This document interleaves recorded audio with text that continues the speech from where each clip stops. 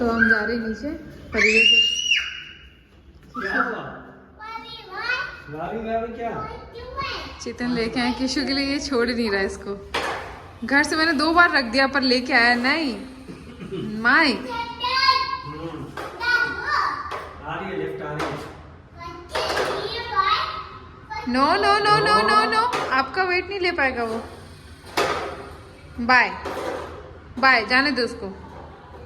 नहीं कृष्णा आओ, लिफ्ट आ गई। चलो चलो चलो चलो चलो चलो चलो चलो चलो चलो चलो, उठा लिया इसको। आ गई आ गई आ गई, लिफ्ट आ गई।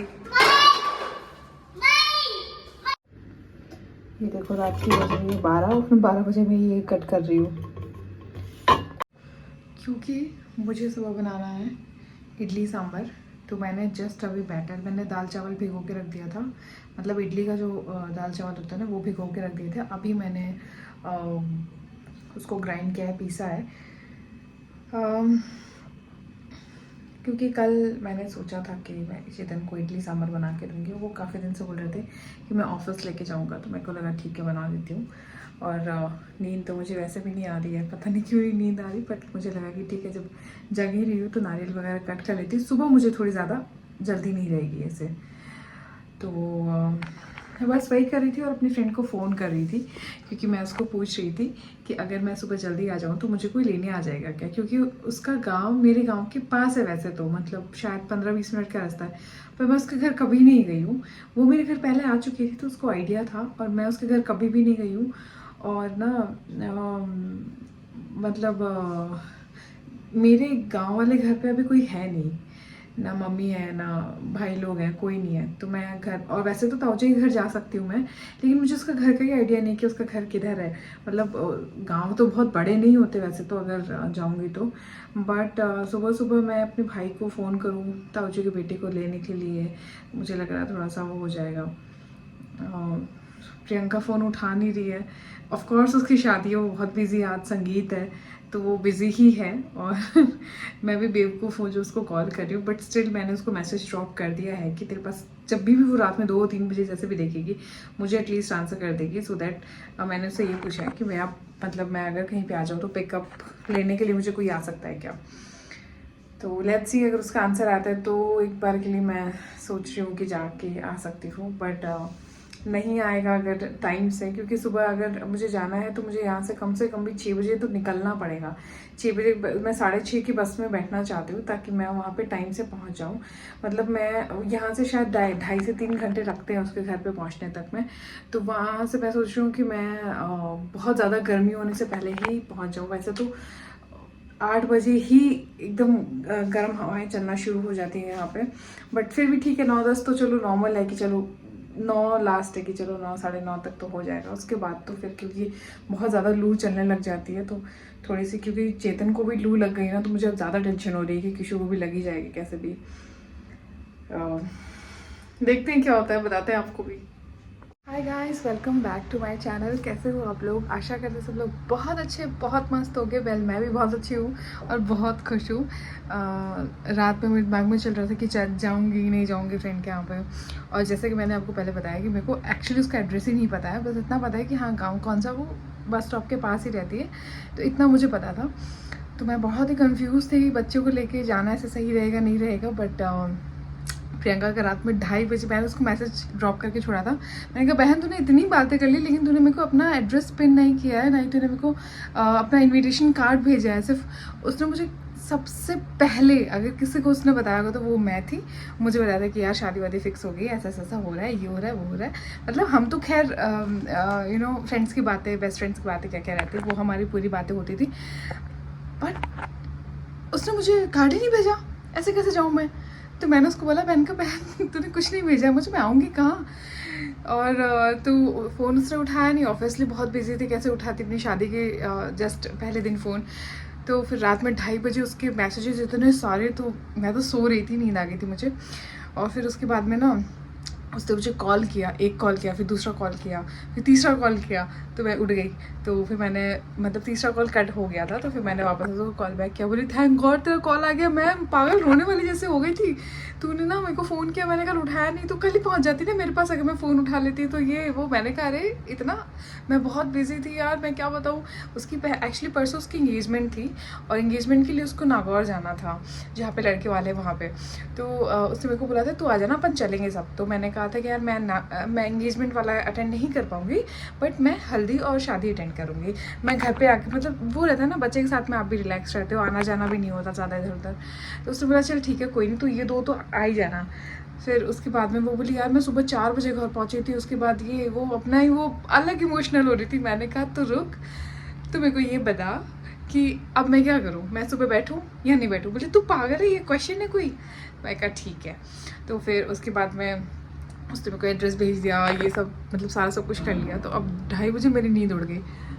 अभी बज रही है 4 और मुझे नींद नहीं है। मैंने तब से पैकिंग कर ली है, चेतन को पता भी नहीं है अभी, क्योंकि मैंने कल पैकिंग भी नहीं की थी, क्योंकि मैं बहुत ही कंफ्यूज थी। चेतन को रात में भी फीवर था, तो ना मुझे बहुत ही वो लग रहा है, बट स्टिल मुझे मेरे दोस्त की शादी में जाना है, मुझे नहीं पता, मुझे जाना भी है। और चेतन बोल रहे हैं जब मैं अपना ध्यान रख लूँगा तो थोड़ा सा छोड़ के देखते हैं। ठीक है, मैं भी इंजॉय कर लेती हूँ अपनी फ्रेंड की शादी में। तो आधी रात को जो है मैं उठ के रेडी हो रही हूँ। मैंने अभी स्क्रब किया है फेस पे, क्योंकि कुछ किया हुआ ही नहीं है, बट मेकअप सब छुपा देगा, तो कोई टेंशन वाली बात है नहीं अपने। तो मैंने स्क्रब वगैरह किया है थोड़ा सा, और मैं इडली वगैरह बना रही हूँ। मैं सोच रही हूँ कि अभी बना देती हूँ, और मैं भी नाश्ता करके निकल जाऊँगी, चेतन भी निकल जाएंगे। तो मैं सुबह सोच रही हूँ कि सुबह 5 बजे के आसपास ही निकल जाऊँ। तो लेट्स सी, चेतन को जगाती हूँ, अगर उनकी तबीयत सही रहती है तो उनको बोलूँगी ड्रॉप करने के लिए, अदरवाइज़ तो निकल जाऊँगी मैं कैब करके। तो 6 बजे तक निकलूँगी, और फिर देखते हैं, पहुँचते हैं और दिखाते हैं आपको भी। यहाँ पे आते ही तो किशु जो है खेलने लग गया था सीट पे बैठ के। फिर उसके बाद में जो है सो गया था थोड़ी देर के लिए। ये 1 घंटे के लगभग सोया था बस में। और आने में भी मेरे इतनी सारी घटनाएं हो गई ना, मैं आपको बताऊंगी आराम से। आना भी सिंपल नहीं था मेरा। हाय गाइस, तो फाइनली हम लोग पहुंच चुके हैं प्रियंका के घर, और हम जो है पूरा हमारा गाँव वाला घर है वैसी वाइब आ रही है। किशु इतना खुश है, इतना खेल रहा है, ये मेरे गोदी में रुक ही नहीं रहा है। और मुझे थोड़ा सा डर लग रहा है कि यहाँ पे कूलर वगैरह चल रहे हैं ना, तो वो मुझे डर लग रहा है, इसलिए इसके पीछे पीछे रहना पड़ रहा है। बाकी इतना ज़्यादा इंजॉय कर रहा है कि मैं आपको बता भी नहीं सकती। पूरा दौड़ने में लगा हुआ है, आया है जब से। और हम एक्चुअली सुबह ही पहुँच गए थे, अभी तो बज रही है 11, हम पहुँच गए थे। ऑटो कहाँ हटेगा, वो तो वहीं रहेगा। और ये मिली हमारी ब्राइड से हेलो, जो पूरी ये मेरे को बोल रही है कि यार मैं ना शादी वादी हो जाए उसके बाद आराम से सोऊंगी। मैंने कहा रात से मैं भी नहीं सोई हूँ 2:30 बजे से। तो घर में आते ही हुआ नाश्ता। नाश्ते में था पोहे और लड्डू, जो कि बहुत ही टेस्टी थे। और यहाँ पे बन रहे थे समोसे। गांव की शादियों की एक खास बात होती है, मतलब वहीं पे हलवाई बैठे रहते हैं साइड में, चीज़ें बना रहे होते हैं, बड़ा मज़ा आता है। यहाँ पे थाम रोपने का जो प्रोसेस है वो चल रहा था।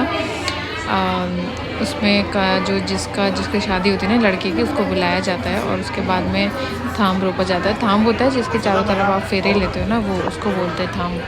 तो यहाँ पे ये पूरी पूजा होती है, छोटी सी, बहुत बड़ी नहीं होती, छोटी सी पूजा होती है, जिसमें विनायक मतलब जो दूल्हा दुल्हन के साथ में विनायक बनता है वो बैठता है वो, और दुल्हन को बिठाया जाता है। उसके बाद में पूजा कराई जाती है थाम की, उसके बाद में उसको स्थापित किया जाता है।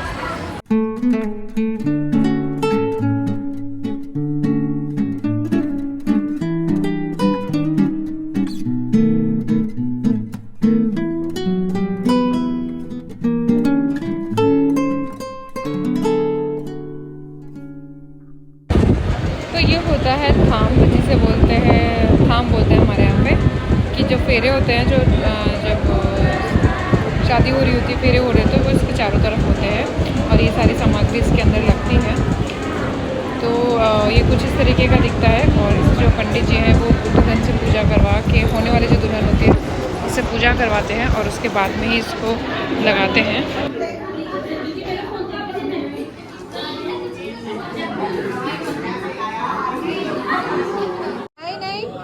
नहीं, हाथ नहीं लगाओगे। तो ये इसका शुरू हो गया है। ए नहीं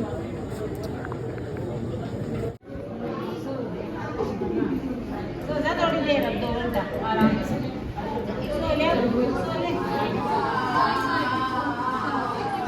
इसको देख लो, इसको फिर बाहर जाना है, इतनी मुश्किल से अंदर लाई हूँ। नहीं बाहर। यहाँ पे मैं हो गई थी रेडी और मैंने पहनी थी ये वाली साड़ी विद दिस ज्वेलरी जो कि अच्छी लग रही थी, मुझे भी काफ़ी अच्छी लग रही थी, सबको बहुत अच्छी लगी। और बस कुछ इस तरीके से तैयार हुए थे और फिर उसके बाद में गए थे क्योंकि भात का टाइम था, भात आया हुआ था। जो मामा होते हैं वो भात लेके आते हैं अपनी बहन के यहाँ पे उनके बच्चों की शादी में। और इसी बीच में मैं कुछ नहीं देख पाई क्योंकि किशु को नींद आ रही थी और अंदर बहुत गर्मी थी, इसलिए मैं बाहर कूलर लगवा तो वहाँ लेके उसको बैठी हुई थी। और मामा जब भात लेके आता है तो भात का कार्यक्रम होता है वो बड़ों के लिए होता है, मतलब पापा लोग होते हैं, पापा लोग को देते हैं, मम्मी लोग को जो भी चीज़ें वो देने होती है वो देते हैं। और उसके बाद होता है घरवे का टाइम। घरवे में जो होता है वो एक हमारे यहाँ पे ऐसा बोला जाता है कि घरवे में 3 फेरे ले लिए जाते हैं, बाकी के 4 फेरे पति के साथ लिए जाते हैं। तो घरवे के टाइम में दुल्हन को मतलब पूरी मेहंदी वगैरह का शगुन किया जाता है, सब कुछ किया जाता है, वो हो रहा था। इस टाइम पे किशु थोड़ा सा सो गया था तो मुझे आराम मिल गया था, तो मैंने थोड़ा सा शूट कर लिया था, अदरवाइज़ तो मुझे बिल्कुल भी शूट करने को नहीं मिल रहा था। और ये होने के बाद में ना हमारे यहाँ गनगौर का बहुत ज़्यादा इंपॉर्टेंट है। देखो हल्दी लग रही है, पहले मेहंदी लगी थी हाथों में और पैरों में, अब हल्दी लगा रहे हैं। तो शादी में जो चीज़ें होती हैं ना वो पूरी की पूरी करी जाती है घरवे के टाइम पे। और घरवा जब तक होता नहीं तब तक लड़की है वो भूखी रहती है, उसको कुछ खाने को नहीं मिलता है, वो सिर्फ कुछ पानी पी सकती है, कुछ ऐसे ड्रिंक ले सकती है, खा नहीं सकती कुछ भी। उसके बाद में देखो गनगौर की कितनी इंपॉर्टेंस है हमारे यहाँ पे, अभी भी यहाँ पे गनगौर पूजी जाती है। गनगौर पूजने के बाद ही घरवा लिया जाता है। ये देखो यहाँ पे जैसे हम गनगौर पूजते हैं ना दूब के साथ में, वैसे घरवे में पूजा की जाती है गनगौर की। तो बेसिकली एक हाफ़ शादी है वो यहाँ पे कंप्लीट की जाती है सारे रस्मों के साथ में, जो कि मामी करवा। और फिर थोड़ा सा खुद का भी शूट कर लिया, मुझे लगा कि चलो अपने आप को भी दिखाई देते हैं। हमेशा दूसरों को दिखा रही हूँ क्योंकि मैं खुद का शूट नहीं कर पा रही हूँ और किसी को कह भी नहीं पा रही हूँ क्योंकि सब लोग बहुत बिजी और मेरा फ़ोन भी थोड़ा सा किशु के साथ पे बिजी था। यहाँ पे प्रियंका थोड़ी इमोशनल हो रही थी, आपने अगर पीछे देखा होगा तो उसके फेस के एक्सप्रेशंस, कभी वो रो रही है फिर कैमरे की तरफ स्माइल करने की कोशिश कर रही है। तो उसकी मामी की तबीयत बहुत ज़्यादा ख़राब थी, तो मामा ने ही सारे जो वो काम है वो किए थे क्योंकि मामी आए नहीं थे, तो वो बहुत इमोशनल हो रही थी। और दूसरा इमोशनल रीज़न तो होता ही है लड़की के पास में, इस टाइम तक बारात आने वाली होती है और बहुत सारी चीज़ें होती है, तो वो एक अलग सी टेंशन हो जाती है, तो ये तो नॉर्मल है। और यहाँ पे आप सुन लो थोड़ी सी मारवाड़ी गीत।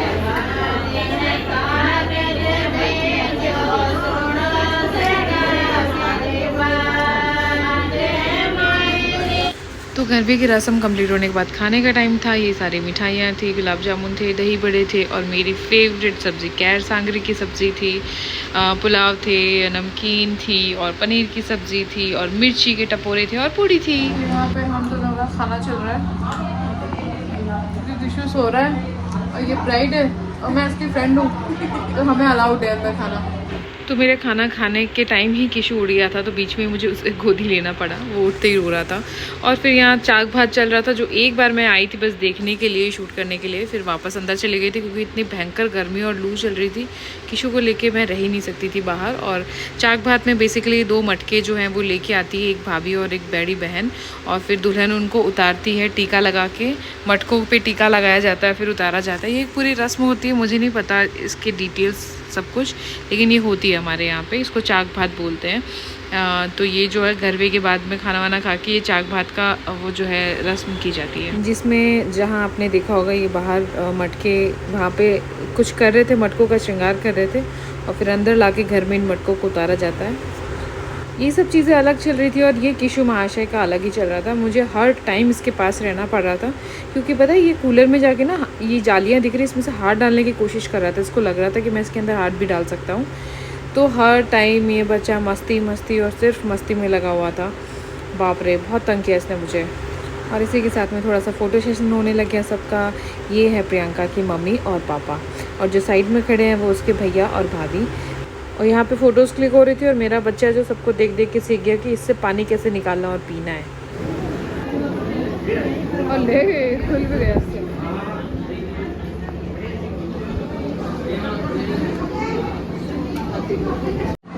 तो अभी मैंने एक कमेंट पढ़ा तो उसमें ये था कि आपके आपकी बातों से लग रहा है कि आप नहीं जाओगे शादी में। अरे मेरी बातें आपने अच्छे से सुनी होती तो आपको ये लगता है कि नहीं मैं तो जाना चाहती हूँ, और मैं आ भी गई, नॉट जस्ट आना चाहती हूँ।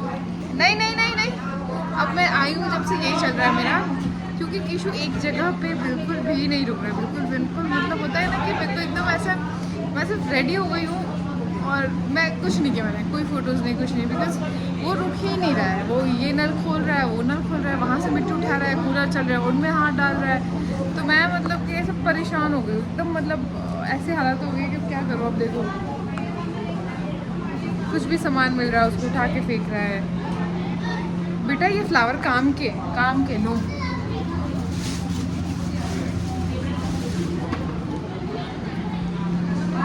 तो ये सीन है। अब बच्चे के साथ में डिफ़िकल्ट होता नहीं, बहुत ज़्यादा होता है। अकेले संभालना तो बहुत ज़्यादा मुश्किल हो जाता है। अभी मैं चेतन को बहुत मिस कर रही हूँ कि चेतन अगर रहते तो मेरे को बहुत ईजी हो जाता, बट अब कुछ नहीं, चाक भात हुआ, मैं कुछ अटेंड नहीं कर पाई, सब कुछ बाहर होता है, कोई डांस नहीं कर पाई क्योंकि किशु जी अंदर खेल रहे थे। तो थोड़ी देर बाद में किशु जो थे वो बाहर थे, मेन गेट पे चले गए थे, तो फिर मैं वहाँ से पकड़ के ला ही रही थी।